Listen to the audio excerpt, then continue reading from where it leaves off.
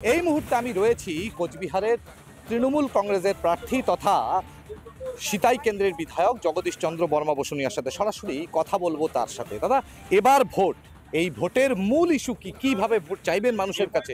এবার ভোটের মূল ইস্যু হচ্ছে বিগত 5 বছর ধরে বিজেপি সরকার দিল্লিতে আছে এবং আমাদের এখানে যিনি সাংসদ এবং প্রতিমন্ত্রী তিনি মানুষকে মিথ্যা কথা বলে ধাপ্পা দিয়েছেন। কুচবিহার জেলার জন্য কোনো উন্নয়ন করেনি। কুচবিহার জেলায় বোমা বন্দুকের রাজনীতির আমদানি করেছেন।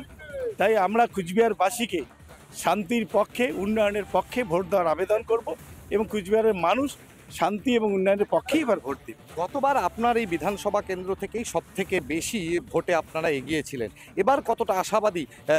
এবারও সিধাই বিধানসভা কেন্দ্রের সবচেয়ে বেশি ভোটে আমরা এগিয়ে থাকবো, যেহেতু আমি নিজে প্রার্থী এবং আমার বিধানসভা সভাপতি, সেখানকার মানুষের প্রত্যাশাটা অনেক বেশি এবং গতবার যা 19-এ যে লিডটা হয়েছে তার চেয়ে ডাবল লিড করার ক্ষেত্রে মানুষ সেই হচ্ছে স্বতঃস্ফূর্ত। এইবার যদি আপনি ভোটে যেতেন, কি প্রতিশ্রুতি মানুষকে দেবেন?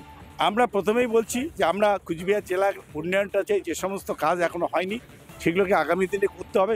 বিশেষ করে বাংলার মানুষকে যেভাবে 100 দিনের টাকা, আবাস যোজনার টাকা এবং কেন্দ্রীয় স্কিমের টাকা ইচ্ছা করে বিজেপি বন্ধ করে দিয়েছিল, আমাদের কাজ হচ্ছে প্রথম সেই কাজ মানুষকে ফিরিয়ে দেওয়া, তাদের অধিকার ফিরিয়ে দেওয়া, তাদের ঘর ফিরিয়ে দেওয়া, রাস্তা নির্মাণের কাজ ফিরিয়ে দেওয়া এবং কেন্দ্রীয় যে প্রকল্পগুলো আছে সেগুলো দ্রুততার সঙ্গে রূপায়ণ করা। বারবার বিজেপির পক্ষ থেকে বলা হয় যে সন্ত্রাস সন্ত্রাস সন্ত্রাস, এবং যার মূল কেন্দ্র নাকি দিনাটা, সিতাই সহ বিভিন্ন জায়গা, কি বলবেন? গতকালকেও আপনারা দেখেছেন যে আমাদের অঞ্চল সভাপতির বাড়িতে বোম মারা হয়েছে এবং তার খড়ের গাদা আগুন লাগিয়ে দেওয়া হয়েছে এবং বিজেপি প্রতিনিয়ত দিন হাঁটায়, যেখানে তাদের পায়ের তলার মাটি সরে গেছে, তাই তারা বোমা বন্দুকের রাজনীতি করে দিনহাটার মানুষকে ভয় দেখাতে চাইছে।